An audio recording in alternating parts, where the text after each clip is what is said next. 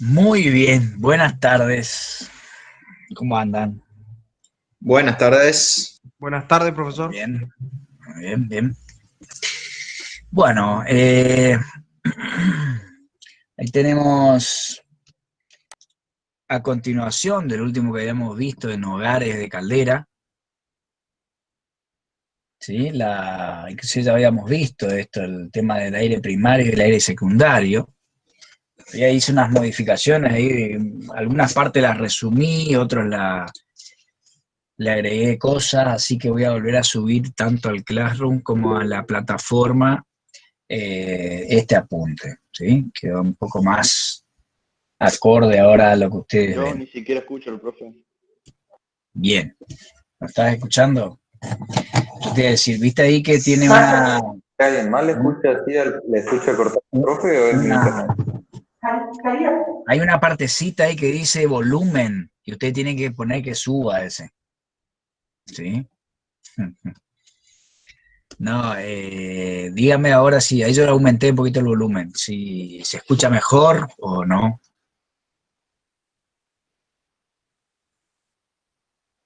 Sí, no, no, sí. Bien. El tema del aire primario, ¿sí? Es el único que llega al hogar, ¿sí? El monóxido de carbono producido en la zona de reducción y los gases combustibles CXHI, zona de reducción, donde se reduce el oxígeno, quiere decir, desprenden durante ese periodo, el de destilación se llama, o sea, se evaporan, se forman gases, ¿sí? Y pasan por la chimenea sin quemarse. O sea, cuando por la parte inferior ingresa aire para combustionar con el combustible, parte de esos volátiles no se queman. Buenas noches, profe. Parte del combustible, ¿sí? Solo se combina con una porción de oxígeno, no transformándose totalmente en dióxido, formando solamente monóxido de carbono y, como vimos en la clase anterior, desprendiendo una cantidad de energía menor. ¿Sí? O sea, se producen monóxido, como dice acá, y algunos combustibles que pueden ser gaseosos, los cuales se podrían quemar todavía y aprovechar. Por ese motivo es que se hace que ingrese aire secundario por la parte superior del hogar. De esta manera tendremos la combustión bastante más completa que si ingresara solamente aire primario. ¿Sí? Fíjense que acá puede entrar por acá o por acá también, pero siempre es por encima, este aire secundario es por encima de la llama o por encima del combustible que está en el lecho de la parrilla. En el caso de combustible sólido, que es lo que estamos viendo acá. ¿Sí? Entonces simplemente eso por ahí quería aclararle un poco más, que por ahí había quedado, justo ya era la hora el otro día y no había quedado completamente explicado esto. Bien, estos volátiles, dice ahí abajo, el alquitrán y los gases destilados absorben aproximadamente 30% del poder calorífico del carbón. Y como el coque residual, quema luego incompletamente. Entonces, eso es lo que yo les decía. El coque, que es este carbón acá, se está quemando en forma incompleta, ¿sí? Entonces, en la cámara de combustión, que se encuentra encima del lecho del carbón, sería acá la cámara de combustión, o sea, donde se está provocando la combustión, se desarrolla entre el 40 y el 60% solamente del contenido, del calor contenido en el combustible. ¿Sí? Por eso es que es necesario el aire secundario para poder terminar de quemar todas estas porciones. No solamente los volátiles, sino el monóxido que se ha formado debido a la quema incompleta del carbono. Bien, con el fin de aprovechar estas calorías, o esta energía sería, se permite en los hogares el acceso del llamado aire secundario, que al mezclarse con aquellos, le suministra oxígeno necesario para su combustión. Ahí no hace falta darle un chispazo o aplicarle llama. Simplemente con la temperatura que tienen los gases ya acá, al introducir el aire directamente se combustiona. ¿Sí? ¿Está hasta ahí? ¿Alguna pregunta que haya quedado? Hemos visto tipos de hogares, de líquidos, de gases, ¿sí? Hogares de combustibles sólidos, vimos toda esa parte. Después habíamos empezado acá también para analizar un poquito las pérdidas que hay en un hogar. ¿Sí? El rendimiento del hogar sería. ¿Cómo se determina el rendimiento del hogar? Quiere decir si está quemando, estoy extrayendo todo o una parte solamente de la cantidad de energía que puede provocar o puede suministrar el combustible cuando se combina completamente con el oxígeno del aire. ¿Cómo se hace para calcular ese rendimiento? Bueno, se compara, mejor dicho, en la cantidad de calor útil, que es la que realmente yo puedo obtener, con la cantidad que puede emitir el combustible. ¿Y esto cómo se determinaba? De esta manera. Con el poder calorífico inferior multiplicado por la cantidad de combustible por unidad de tiempo, puede ser, si quiero una potencia calorífica, y si no, simplemente por la masa de combustible. Entonces, de esa manera tengo la cantidad de energía que puede aportar esta cantidad de combustible. ¿Sí? Depende de su poder calorífico, por supuesto. ¿Sí? Entonces tenemos eso como comparación.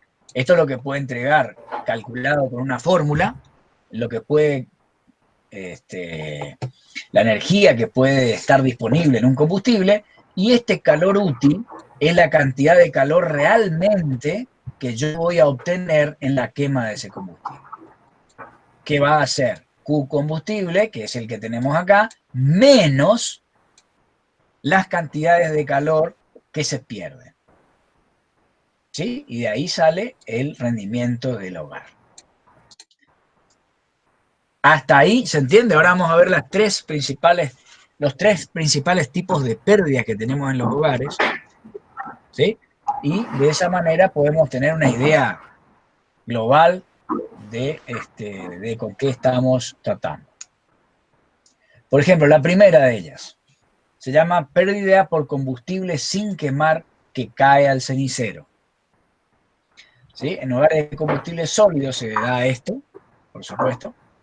Está definido por el tipo de parrilla, ¿sí? Por el espaciado que hay entre los barrotes de la parrilla. Voy a tener, y también dependerá de la granulometría del combustible que yo estoy quemando. Si tengo combustible con una granulometría muy pequeña y el espacio que hay entre las barras de la parrilla es muy grande, es probable que tenga cierto porcentaje de combustible que no se queme, que antes de quemarse cae por el hueco entre los barrotes de la parrilla. ¿Sí? Entonces, ¿eso cómo lo puedo analizar para saber eso? Y cada vez que yo saco, que se lo hace, si es una instalación grande, se hace algunas veces por día, el retiro de las cenizas que están por debajo de la parrilla, pueden analizarse la cantidad de combustible y sacar un porcentaje con respecto al combustible que se está quemando, a la cantidad de combustible que se está quemando hasta el momento, y se analiza un porcentaje de cantidad de combustible sin quemar. Restos de carbón, puede ser uno de ellos, ¿sí? O restos, pedacitos por ahí de pellet o de chip que no se han quemado, debido a que Es por eso, ha pasado. Sí.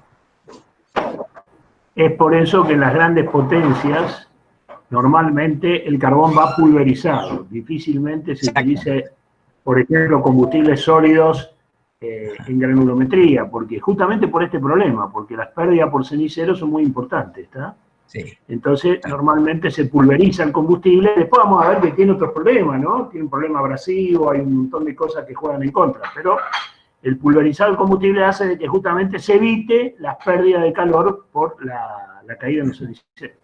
Espectacular. Muy bien. Sí, así es. Por eso es que, como dijo el profe, habíamos también visto el tipo de combustión cuando se pulveriza el carbón. ¿Sí? Que yo le había dicho que el carbón pulverizado es de una granulometría muy fina y se quema casi como un líquido. ¿Sí? O sea, es muy, no como yo le había dicho, como una especie de harina, ¿sí? De tan finito que es, y de esa manera el aspersor que lo dosifica también tiene una especie de pico, una especie de tobera, el cual hace que instantáneamente se incendie ese combustible de tan fina granulometría. Se incendia prácticamente cuando se está dosificando. ¿Por qué? Porque cuesta muy poco incendiarse debido a que las partículas son muy pequeñas. Y lo que yo estoy haciendo cuando pulverizo o cuando disminuyo la granulometría de un combustible es aumentar la superficie de combustión. ¿Sí? Porque en lugar de tirar una leña entera, yo la parto en 500 pedazos, y si yo mido el área de cada uno de los pedacitos, es muchísimo más grande que el de la leña completa. Entonces tengo mucho más área y tengo mucho más fácil el calentamiento de ese combustible, mucho más rápido el calentamiento y la combustión de ese combustible. Por eso que cuando la granulometría es más pequeña, tengo mejor rendimiento del hogar y menos pérdidas, por ejemplo, por combustible sin quemar. Una pregunta. Sí. Es importante. Es importante. Sí, profe. Sí, profe. Dale, dale. No sé quién estaba hablando, dale. Si los granos son tan pequeños, ¿de qué Sí. tamaño? O sea, ¿cómo se hace para ponerlo encima de la parrilla? Porque si no, porque tiene que haber suficiente espacio para que entre el aire primario y cómo hace que no se caiga el carbón. Está muy buena tu pregunta. Lo que pasa es que cuando vos tenés carbón pulverizado, tu dosificador del hogar es prácticamente como el de combustible líquido.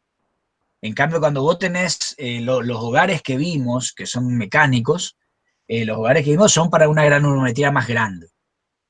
¿Sí? Los que son de carbón pulverizado son como aspersores de combustibles líquidos prácticamente. O sea, ya está calculado para que el combustible no llegue a la parrilla. Tiene que quedarle claro que no.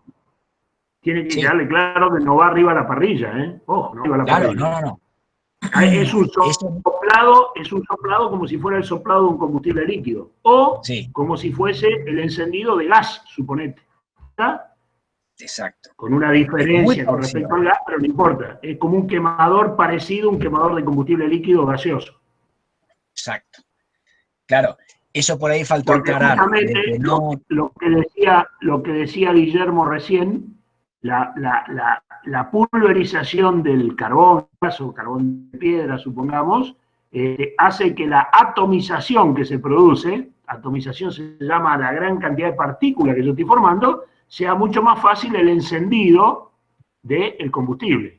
Después, si este concepto ustedes lo tienen presente, después vamos a ver la diferencia, por ejemplo, entre cuando veamos los motores, entre la nafta y el gasoil. Porque yo necesito que el gasoil pulverice mucho más, con una presión más alta, porque justamente necesito una mayor atomización, porque es un combustible que le cuesta más el encendido. ¿Estamos? Tal cual. O sea, vayan teniendo este concepto claro. Ajá. Muy bien. Gracias. Bueno, ahí repitiendo lo último que había dicho el profe. El combustible no llega a tocar la parrilla en ese caso. Por eso yo le decía que así enciende antes de llegar hay una parrilla, pero simplemente donde se depositan las cenizas que se liberan después de quemar el combustible. Porque el combustible sólido, más allá de que sea de una fina pulverización o de una fina granulometría, tiene cenizas. ¿Sí? Eso es lo que lo difiere del combustible líquido, por ejemplo. ¿Sí? Estos sí tienen cenizas, las cuales sí van siendo depositados por debajo de la parrilla. Pero el combustible carbón pulverizado, por ejemplo, no es que está depositado encima de una parrilla, sino que es pulverizado, como dijimos hace un ratito, tipo un quemador de líquido, por ejemplo. ¿Sí? Hay un aspersor que es el que lo tira con cierta cantidad de partículas, depende la actividad del hogar, a dosificar más o menos combustible de ese estado. ¿Sí? Perdón, Guillermo, una Sí. aclaración nomás. Para que ellos estén presentes. Tengan presente ustedes que este tipo de quemado de combustible en forma pulverizada se aplica solo en los casos extremos cuando tengo otra posibilidad de usar otro combustible, porque realmente, si alguna vez tienen oportunidad de ver esto, van a ver que es sumamente sucio por el polvillo que genera, sumamente hay que tener silos para almacenarlo después de la molienda, es muy abrasivo, rompe mucho las bocas de los quemadores por la abrasión que tiene. O sea, es muy complicado. El uso de combustible en esta situación es para cuando no tengo más remedio. Cuando yo digo, bueno, estoy parado arriba de una mina de carbón y no voy a andar comprando combustible líquido, no voy a andar comprando fuel oil, o no voy a andar comprando gas natural, porque estoy parado arriba de una mina de carbón y tengo que aprovechar lo que la naturaleza me está dando. Pero de lo contrario, honestamente, a esto hay que rajarle, ¿está? Para que se entienda, para que quede claro. Sí, tal cual. Eso se usa principalmente cuando uno, como decía el profe recién, está cerca de un yacimiento de carbón, ¿sí? Entonces, cuando me sale muchísimo más barato, como decía el profe recién, usar eso que otro. Además, por ahí no se hace mucho la idea, pero uno dice polvillo, se imaginan como acerrín o como arena o harina, como dijimos, pero además de lo abrasivo que es, como decía el profe, hay que agregarle que es como una pasta eso. Es muy pastoso y muy grasoso también. O sea, que se adhiere en las paredes de los quemadores. Es como una grasa muy fina, ¿sí? Así que eso también tiene sus inconvenientes cuando uno lo quiere pulverizar. ¿Sí? Bien. Pero nosotros acá... Para que les sí. quede claro más o menos. Para que les quede claro, por ejemplo, que nosotros tenemos en la Argentina el carbón de piedra, que es de Río Turbio, es un carbón muy malo, es muy bituminoso, es muy grasoso.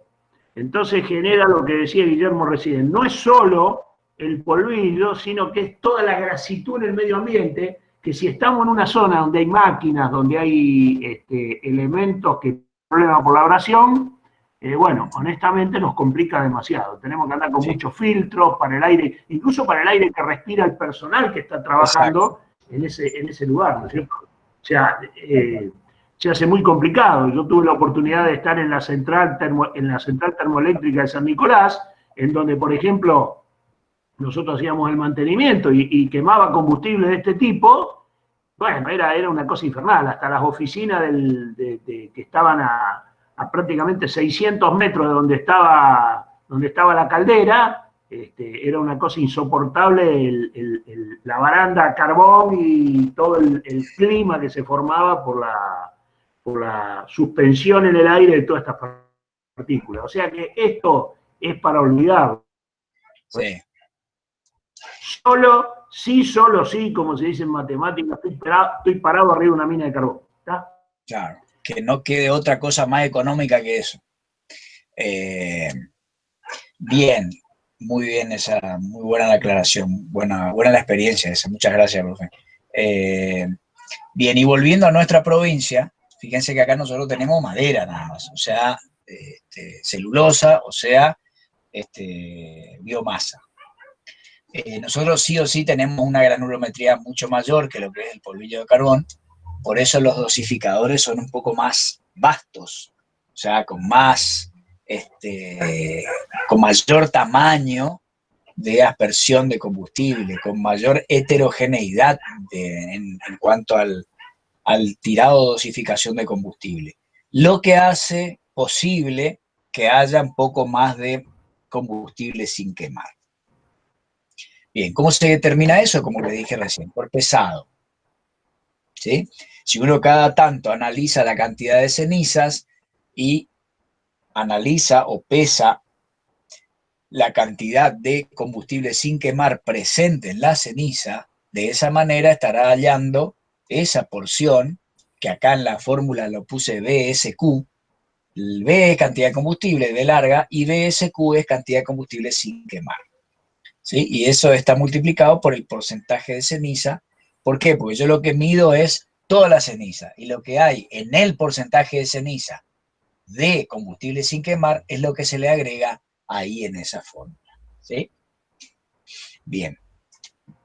Por eso es que de esa manera tendríamos que sacarlo, como hacíamos con el cálculo de la humedad. Bueno, lo mismo acá por pesada y comparado con respecto a la cantidad de ceniza que yo saco. ¿Sí? Entonces eso es una manera de determinarlo. Bien, eso sería una porción que es la que yo me estoy perdiendo de quemar, ese combustible que no se quema. ¿Sí? Otra, directamente acá, es la de pérdida por mala combustión. ¿Sí? Hay una serie de fórmulas empíricas. Acá dice que cuando se forma la combustión completa, la cantidad de calor que libera cada kilo de carbón son 8.050 kilocalorías. Ahora, cuando la combustión es incompleta, la cantidad que libera, fíjense que es mucho menor. Ya lo vimos en otra oportunidad eso. Entonces, una vez que yo regulo la cantidad de aire real respecto a la cantidad de aire mínimo que lo vimos en combustiones, llego a un punto de regulación de la cantidad de aire real, ¿sí? Que es la cantidad de aire verdaderamente que tengo que tirar, puede ser con el ventilador, puede ser, o puede ser en forma natural, que ahora justo el tema que viene enseguida se trata de eso. Debido a ello, la cantidad de calor perdido por mala combustión resulta ser mayor a la calculada teóricamente, ¿sí? Hay algunas fórmulas que permiten el cálculo de esa cantidad de calor por mala combustión. La más nombrada o la más utilizada en forma empírica, quiere decir que sirve para calcular la cantidad de calor por mala combustión. La más utilizada sin cálculos rápidos en la industria es esta que está ahí abajo. ¿Sí? Es 5.850 kilocalorías por kilogramo de combustible, multiplicado por el porcentaje de monóxido producido, dividido la suma de monóxido más dióxido, multiplicado por el porcentaje de combustible, de carbón en el combustible, ¿sí? De carbono en el combustible, y multiplicado por la cantidad de combustible.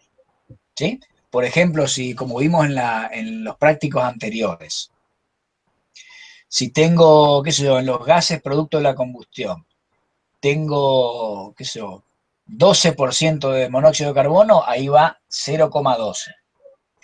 Si tengo, qué sé yo, 18% de CO2, va 0,18. Si tengo un porcentaje de carbono en el combustible de 78%, acá va 0,78. Y acá irá el kilogramo de combustible, simplemente, o si estoy moviéndome con un flujo de combustible, irá cantidad de combustible por unidad de tiempo. Entonces el resultado me dará tantas kilocalorías por unidad de tiempo. Perdón. Bien. Una Entonces, consulta, profe. sí. Dice que para combustión completa por kilogramo de carbón habrá 8.050 kilocalorías. ¿Qué tipo de carbón es? O sea, ¿es en general o todos los carbones me dan eso o es específico?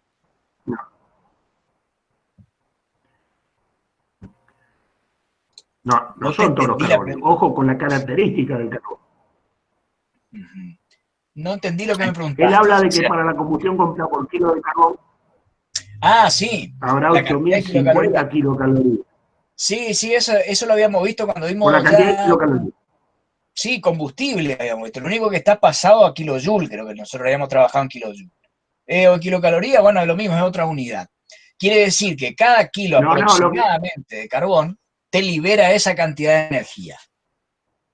Ojo, si vos me decís, no, hulla, turba, antracita, puede cambiar, ¿sí? Puede cambiar, pero más o menos anda por ese valor. Depende del tipo de carbón.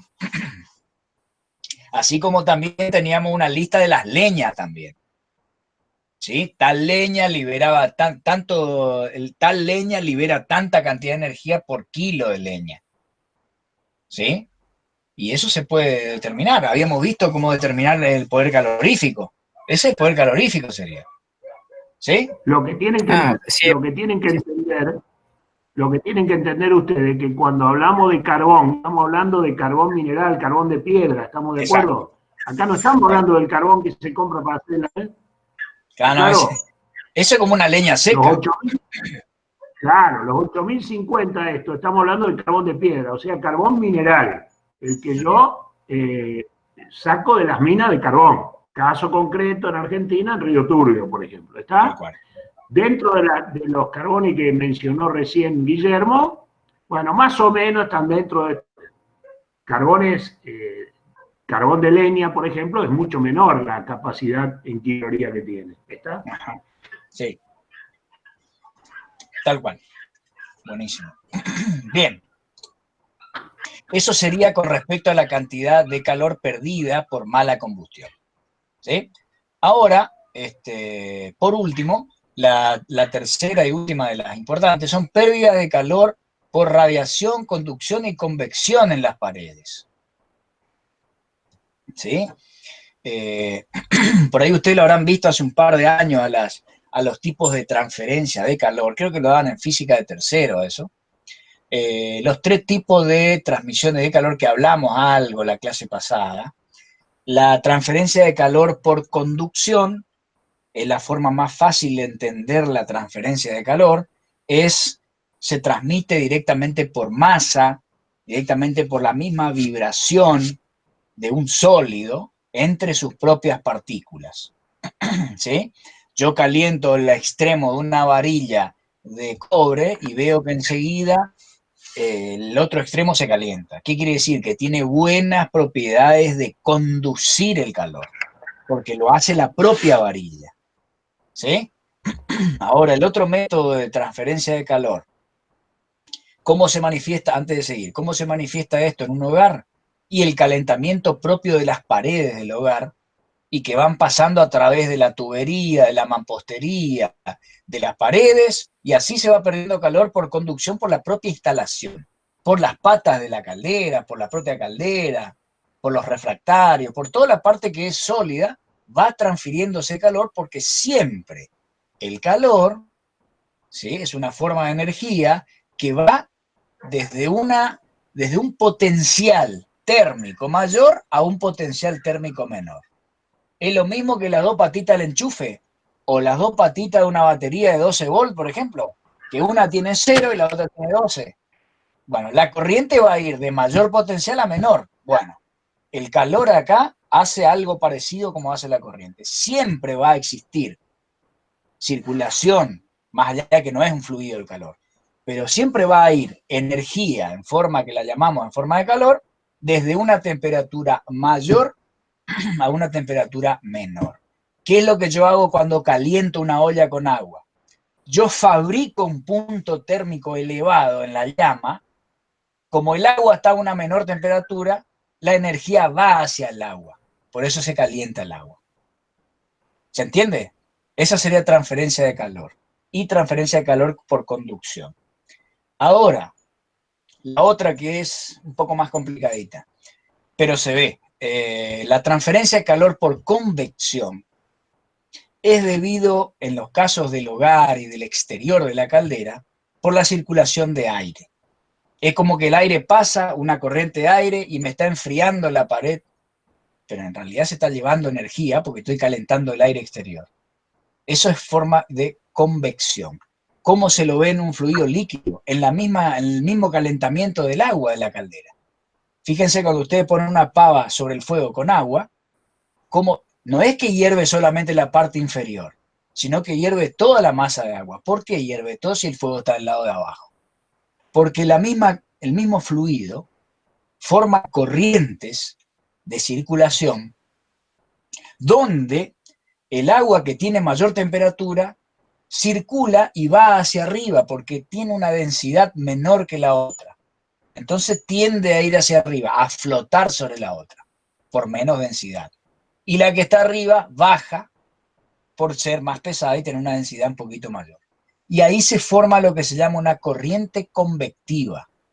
Por eso es que continuamente, si uno pudiera ver las moléculas del agua, vería que si uno está calentando agua, continuamente hay una circulación de fluido, la cual existe, o sea, la circulación existe, debido a que el fluido caliente va ascendiendo y el fluido frío va bajando, hasta que toda la masa fluida queda a la misma temperatura y empieza a hervir cuando llega a los 100 grados centígrados a presión atmosférica. Las burbujas empiezan a salir de abajo y asimismo sigue la corriente convectiva mientras se va evaporando toda la masa fluida. Pero la transferencia de calor se hace por el propio fluido, por el propio movimiento del fluido. ¿Está? El tema de ver claro la convección, piensen ustedes en un sistema de refrigeración. Exacto. En donde yo tengo un aire acondicionado, ¿está?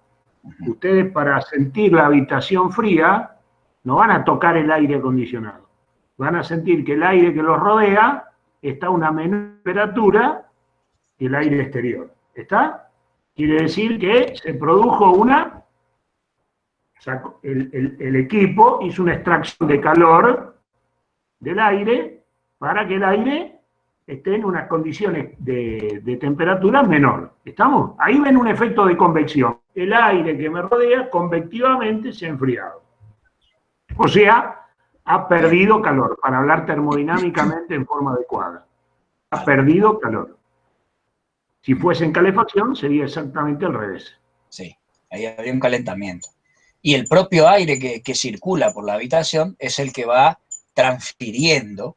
Si no, como decía el profesor, se tendría que tirar arriba del aire acondicionado. Sin embargo, lo que queda es en un lugar en el ambiente y el propio fluido que es forzado a circular por un ventilador va cambiando y va cambiando de lugar y va moviéndose por la habitación, transfiriendo calor, o sea, absorbiendo calor del ambiente, ¿sí? Y calentándose ese aire. Y después recirculado, vuelto a enfriar y así circula continuamente el aire hasta lograr una cierta temperatura agradable, que es la que nosotros manejamos.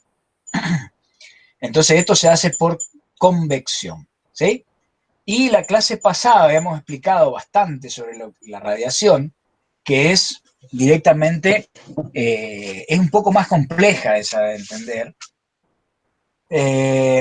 Por ejemplo, ya expliqué la clase pasada, pero bueno, cuando ustedes hacen un sonido, un ruido, ¿cómo se transmite ese sonido hasta los oídos? Por ondas mecánicas. O sea, ese sonido provoca una alteración en el aire y se va transmitiendo de cierta manera e impacta, ese movimiento del aire impacta en nuestros oídos. Esa es una onda mecánica. Lo mismo sucede cuando yo estoy hablando, la voz que ustedes están escuchando es porque impacta, porque el movimiento del propio aire hace que, lo que sale del parlante, hace que impacte en mis oídos. Y esa vibración es la que yo escucho como un ruido o una voz. ¿Sí? Lo mismo sucede con una onda mecánica, por ejemplo, de presión, ¿sí? Cuando se transmite por un fluido como el líquido, por ejemplo. Eso es una onda mecánica. Ahora, una onda electromecánica, ¿sí? Además de tener una forma parecida a la que tiene la onda mecánica, también tiene efectos electromagnéticos, ¿sí? O sea que también asociado a la onda mecánica hay ondas magnéticas y ondas eléctricas. magnéticas, ¿sí? De campo eléctrico y campo magnético.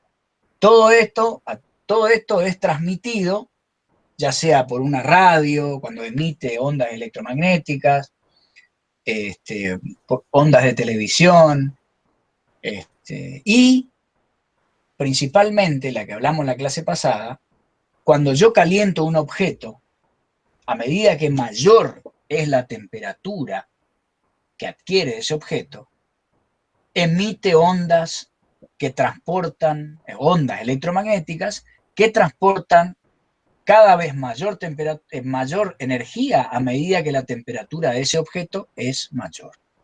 Por eso es que ese gran espectro de ondas que hablábamos en la clase pasada, electromagnética, que irradia el Sol, uno puede decir, ¿cómo? Por conducción el Sol no está tocando la Tierra.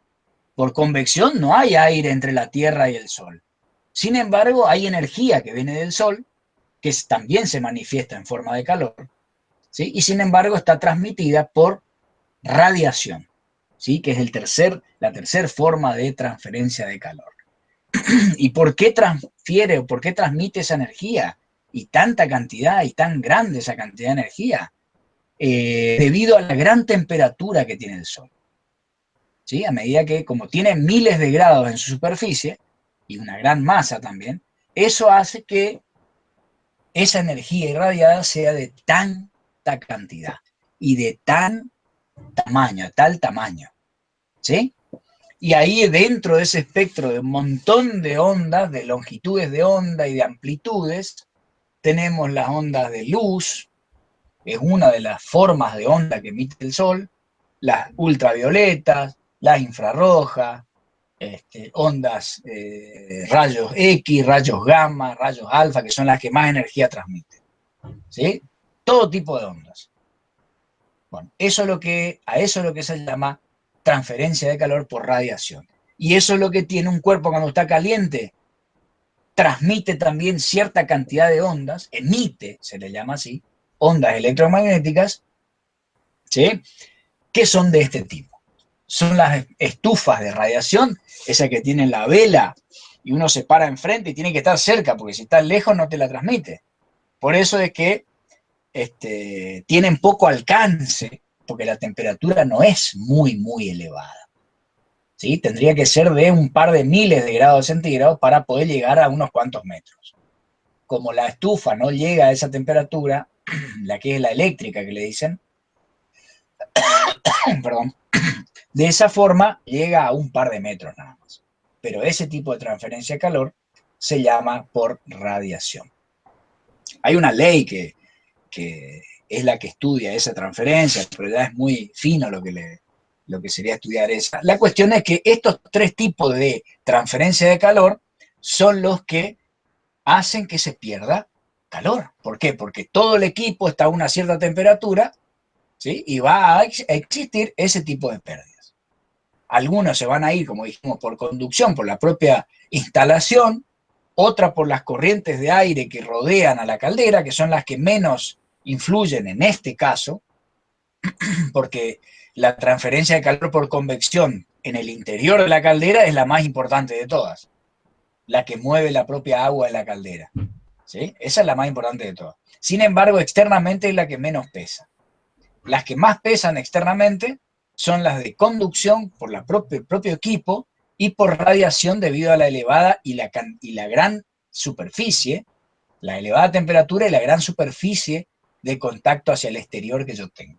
Entonces irradia esas ondas electromagnéticas que uno le dice irradia calor, ¿sí? Hacia el exterior donde se pierde directamente. Bien, ¿cómo se hace eso? Es un cálculo muy complicado, eso se lo deja para ingeniería, y acá lo único que podemos decir por ahí es que, como resulta muy difícil evaluar, sin mucho error, se puede estimar que la cantidad de calor que se pierde por convección, conducción y radiación es de un 2 a un 3% del calor total producido por el combustible. Tengan presente acá la importancia de la aislación. Ajá. ¿Está? Justamente ese 2 o 3% que habla Guillermo es bajo, porque es bajo y se puede bajar incluso a veces un poquito más, todo dependiendo de la aislación con la cual está el hogar, está la caldera. Eso es muy importante. La gente a veces a la aislación no le da importancia, pero la aislación en lo que es frío y en lo que es calor, o en lo que es calor y ausencia de calor, vuelvo a repetir, para hablar termodinámico correcto, la aislación tiene un valor fundamental. ¿Está? Fundamental. Incluso, cuando hablaba recién Guillermo del tema de radiación y ponían de ejemplo el sol, vamos a ver después si tocamos un poco el tema de aire acondicionado más adelante, vamos a ver que el tema de la radiación que trae el sol es muy importante que yo lo pueda parar antes de llegar al lugar en donde estoy refrigerando, porque si no me complica demasiado la potencia del equipo, ¿está? Porque no es fácil parar la radiación del sol, justamente por la gran potencia que tienen ondas electromagnéticas que el sol transmite, ¿está? Por su gran masa y su cantidad de temperatura, que es varias veces miles de grados centígrados, ¿está? Sí. Entonces, van a ver ustedes que vamos a tener que parar la radiación antes, porque si no me complica mucho en el cálculo del balance térmico, ¿está? Sí. Me van a decir ustedes, ¿cómo lo para antes? Bueno, lo paro antes con una lona, lo paro antes con una cortina metálica, con algún factor físico. Exteriores. Sí. Puede ser con alguna persiana exterior o algo así. Exacto. Con algún factor físico. Sí. Pero volviendo a ese tema, porque creo que después de caldera vamos a ver refrigeración, porque yo considero que es muy importante que ustedes tengan una idea de eso, principalmente en nuestra provincia, y motores queda por último, porque debido a la importancia de conocer por lo menos ese tipo de cosas como está hablando el profe, y aprovechar el profe que tiene tanta experiencia en el tema, que se le da tan poca importancia en nuestra provincia. Hay instaladores, entre comillas, de aire acondicionado. Muy entre comillas. Sí, una comilla grande como una casa, menos. Porque ellos miden el ancho, el largo y el alto y te dicen acá tenés que poner un split de tanto. No, eso no es ni el principio de esto. Porque uno tiene que sacar la radiación que viene del sol. Es muy importante y nadie le da bolilla y no ponen cortinas o persianas y eso te puede bajar hasta un 40% de la cantidad de radiación que trae el sol. Por eso es muy importante, y un equipo un 20, un 30% más chico, simplemente porque no te da la radiación del sol, en equipos grandes es muy importante eso. Son cientos de miles de pesos, ¿está? Sí. Hoy. Y de consumo después también. Y del consumo también. Que eso sí eso lo vas a pagar mientras estás usando el equipo. Si lo usás durante 20 años, estás pagando continuamente un consumo excesivo por culpa de tener una mala aislación. Pero esto que yo les estoy diciendo, chicos, lo vivo todos los días cuando hay gente que viene por ejemplo, a pedir equipos para refrigeración de carga de mercadería en camiones o camionetas, y cuando vos le decís que tienen que aislar, abren los ojos grandes como 2 dedos de oro y miran a ver si realmente vos lo estás queriendo joder o le estás diciendo las cosas como realmente son. Entonces, cuando uno se le pone a explicar y le dice, mira esto, a veces yo lo que hago es dejar el vehículo al sol y después lo hago subir y le digo, toquen las paredes. Entonces, cuando tocan las paredes, dice, esto está caliente, ¿y qué te parece? ¿Está? La gente cree que teniendo una chapa aísla como para poner un equipo adentro. Y yo les puedo asegurar que cuando el sol castiga en verano, tanto sea el techo, los laterales de un furgón térmico, no hay equipo que aguante. No hay equipo que aguante, porque verdaderamente se produce una barrera de vapor en esa zona que me complica terriblemente el sistema de funcionamiento de la refrigeración. Ni hablar del piso de un furgón térmico donde pasan todos los gases de calor del pavimento, calor de la rueda, calor del diferencial, caja, toda la historia. Y bueno, y la gente a veces cuando vos le decís que tiene que ir al piso te mira como diciendo, me quiere joder, me quiere cobrar más caro. Pero el tema está que ustedes, es fundamental, como estudiantes, que tengan ese concepto bien claro. La aislación, siempre denle sumamente pelota, porque es sumamente importante cuando yo tengo que aislar térmicamente algo para mejorar el rendimiento. No se olviden que todo esto desemboca en un embudo, en un signo que se llama pesos. ¿Está? Y no hay vuelta que darle. Tal cual. Ese signo es el que vale. ¿Está? Guste o no guste, es el signo por el cual se mide la eficiencia de una instalación. ¿Cuánto yo tengo que pagar a fin de mes para que esto ande? ¿Está? Entonces eso es importante que se tenga en cuenta. Por eso todo esto necesita un cálculo, todo esto necesita una práctica, todo esto necesita que se sepa lo que está haciendo conceptualmente, y no cualquiera puede hacer esto. Tal cual. Es como cuando a mí una vez me habían preguntado en el colegio, querían poner aire acondicionado en las dos alas de la escuela, y yo le dije, si se hace un buen cálculo, no hay que poner split, es muy contraproducente poner split, hay que aislar, poner todas persianas del lado exterior, y hay que poner un sistema centralizado con manejo de agua, tipo fan coil. Y me miraban y se reían porque no, hay que poner split porque es mucho más fácil, y sin embargo van a gastar mucho más energía, y el equipo inclusive va a salir mucho más caro de esa manera que tener un solo equipo para mantener acondicionada casi toda la escuela. Eso, hoy en día eso es lo que se usa por eficiencia, pero la gente todavía no está mentalizada a eso todavía. El equipo split tiene que tener en claro que es lo peor que ha desarrollado la ingeniería. Nada más que hoy es lo más eficiente en cuanto a practicidad. Nada más, ¿eh? Sí. No le busquen otra cosa. Porque ni siquiera no es un acondicionador de aire, es solamente un enfriador de aire. Es una máquina que enfría nada más. Enfría aire.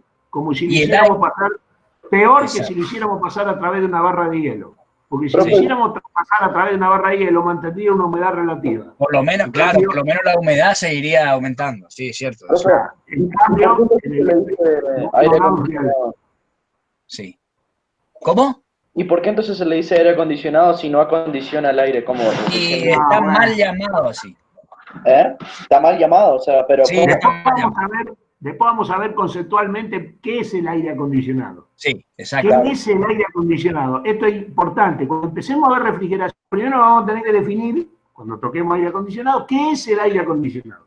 ¿Qué es lo que yo busco con el aire acondicionado? Y ustedes se van a dar cuenta que hay un 90% de las personas, incluso de las máquinas que se utilizan, se le dice aire acondicionado y no acondicionan nada. Nada. Enfrían nada más. No acondicionan nada. El nombre que debería llevar lo que ahora conocemos como aire acondicionado. Y el split sería un enfriador de aire. ¿Sabes lo que pasa? Que hay una cosa que no vimos, que es la humedad del aire. Que la persona, para sentirse cómoda, no es solamente aire fresco que tiene que respirar, sino que cierta humedad para que no te seque las mucosas y para que no te seque la sudorización que es normal que continuamente tenga la piel. O sea, vos no podés secar tanto un ambiente que después te levantás con dolor de garganta porque se te secó la garganta. O sea, son esos dos factores, aparte de limpieza y, o sea, otros factores del aire, velocidad también, pero esos dos factores fundamentales que son temperatura y humedad del aire, son los que te dan un aire acondicionado. Y ¿sí? Eso es lo que hace más caro un aire acondicionado Carrier que un aire acondicionado acondicionado. O sea, ¿tienen en cuenta los Carrier eso o no? ¿O ni los Carrier son los mejores? Depende qué equipo vos le vas a pedir. ¿Estamos de acuerdo? Y depende qué equipo vos vas a aceptar que yo te asesore y vas a comprar. Exacto. Muy pocas veces, a lo largo de todos los años que yo me dedico a esto, viene gente y me dice, yo quiero algo que realmente sea eficiente, confortable y sea verdaderamente un aire acondicionado. La mayoría pide algo para enfriar el aire, nada más. Claro, tal cual. No interesa otra cosa. Pero cuando vos le empezás a explicar todo eso, los tipos dicen, no, pero no, yo no quería. Bueno, en definitiva no está poniendo aire acondicionado. Esta semana tuve la suerte de trabajar con un colega que me pidió justamente que le haga todo un cálculo en un edificio para poder poner un verdadero aire acondicionado que es un sistema fan coil. ¿Está? Sistema fan coil significa con circulación de agua fría o caliente dentro de unos radiadores con un ventilador. ¿Está? Pues se llama fan coil. Bueno, claro. Hacía años que yo no veía que un tipo me podía llegar a pedir una cosa de esta. Porque normalmente la gente la solución del problema la busca en algo elemental. Y no está solucionando su problema. Se está complicando mucho más y está gastando más plata. Lo que pasa es que no se pone a calcular la plata que tira mensualmente en energía, por un mal cálculo. Ya que estamos en el tema, me gustaría preguntarle, tipo, profundizar en esto porque mi abuelo ahora hace poco se compró un aire acondicionado, un Carrier de 5.500 frigorías para el living, que es grande, y ahora veo el Mercado Libre, está casi 100.000 pesos el aire acondicionado. Y ¿realmente vale eso? O sea, ¿tiene Carrier o sea, la ventaja que no te puede dar un Samsung, un LG o algo así? Depende del modelo y qué son las prestaciones que tienen, porque te explico, el aire acondicionado de ventana, ese que se aplicaba a la ventana para poner ahí el aire acondicionado, ese es un acondicionador de aire. ¿Por qué? Porque él te renueva el aire, él te renueva, toma aire del exterior y lo mezcla, entonces te mantiene la humedad con eso. En cambio el split lo único que hace es reenfriar el mismo aire, recircular el mismo aire que está viciado en el ambiente. ¿Te das cuenta? Esa es la principal característica. Existen equipos split con toma de aire exterior, que acá en la Argentina han venido en un momento y después no vinieron más por los costos. Pero realmente, que eran unos equipos japoneses, el Daikin japonés. El Daikin japonés es un equipo split que viene con entrada de aire exterior, en donde yo puedo regular la exterior desde 0 hasta un 25%. Excelente. Entonces, incluso lo regulo electrónicamente.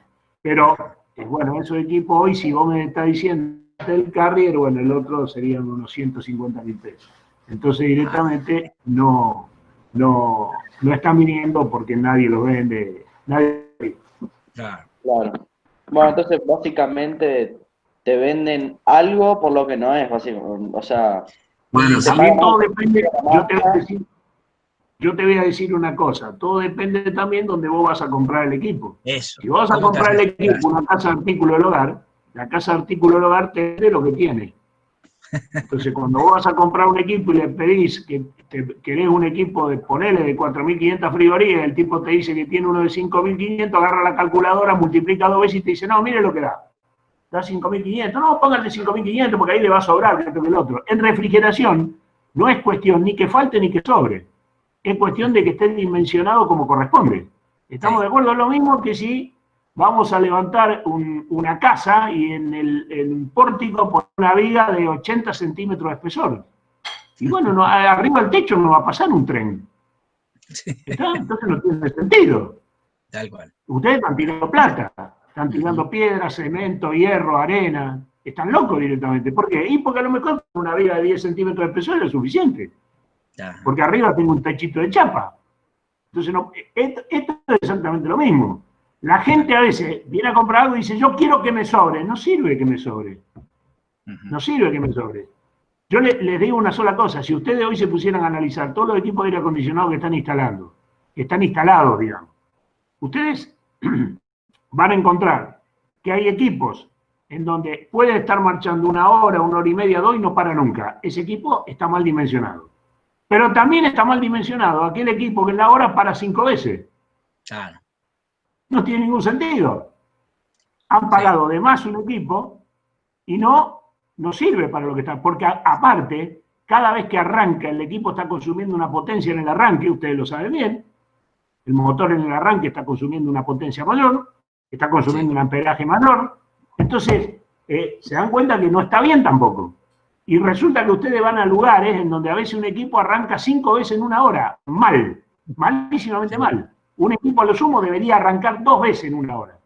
O 3 como máximo. Si queremos, y eso lo vamos a ver con cálculo, que realmente llegamos a eso y va a ver que ahí estamos bien ubicados. ¿Está? Pero bueno, eso nadie lo hace. ¿Pero por qué? Porque la gente va a comprar equipo a la casa de artículo del hogar. Que vende equipo en la casa de artículo del hogar, le da lo mismo vender aire acondicionado que bicicleta, cama, ropero, puerta, ladrillo. Es lo mismo, exactamente igual. Entonces, no es así. Las cosas no son todas iguales. Hay cosas para las cuales uno tiene que requerir a la gente especializada en el tema y sabe asesorar. Pero bueno, sería un tema largo de charlar. Sí. Ya vamos a llegar a ese tema, el próximo tema, cuando terminemos caldera, que quedan 2 o 3 clases, falta tiro y después accesorios todavía, y ahí vamos a empezar con refrigeración, así que un tema muy interesante y muy útil para nuestra provincia, así que ahí les pido también que tengan la atención suficiente porque les va a venir muy bien todo ese tipo de experiencia que van a lograr con esto. Bien, chicos, ahí de esto quedaría, yo les voy a pasar, al final acá ven, todas las pérdidas se suman y al final esta es la QPH, la que suma todas las pérdidas que estuvimos analizando, ¿sí?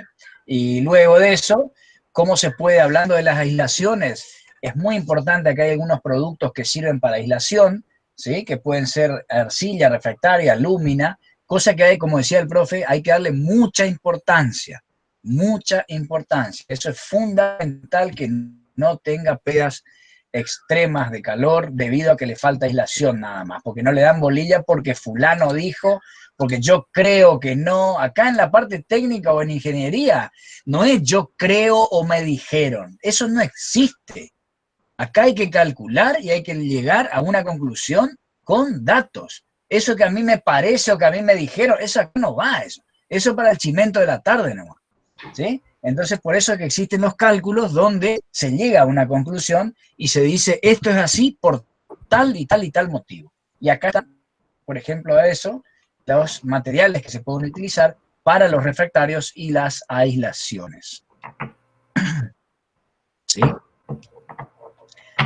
Acá dice las características de los ladrillos, punto de fusión, etcétera, son fundamentales como todo material refractario, los cuales cumplen con ese motivo. Tampoco les voy a decir que tengan una pared de 2 metros de espesor de aislante, porque no es viable en cuanto a la construcción ahí en la misma instalación. Pero sí hay métodos para determinar el espesor mínimo, así que logre una buena aislación. Y eso lo vamos a ver al principio de refrigeración también, ¿sí? El tema de aislación, hasta dónde es económicamente viable y a partir de qué espesor empieza a ser ya muy costoso. Y hay métodos de cálculo que permiten determinar hasta dónde es económicamente viable o no el espesor y el tipo de aislante que nosotros vamos a colocar. Muy bien. ¿Alguna pregunta hasta acá? Próximo tema, voy a ver si no... Voy a por ahí hago un ejercicio como para desarrollar nomás de esto y después entraríamos en el tema de tiro. Tiro sería la parte de chimeneas, ¿sí? Cómo se determina el tiro, cómo se dimensiona una chimenea, eso lo vamos a ver también en un par de clases y ya ahí casi estaríamos finalizando el tema que corresponde a calderas. Bueno, si no hay pregunta, nos vemos el lunes a esta misma hora. ¿Puede ser?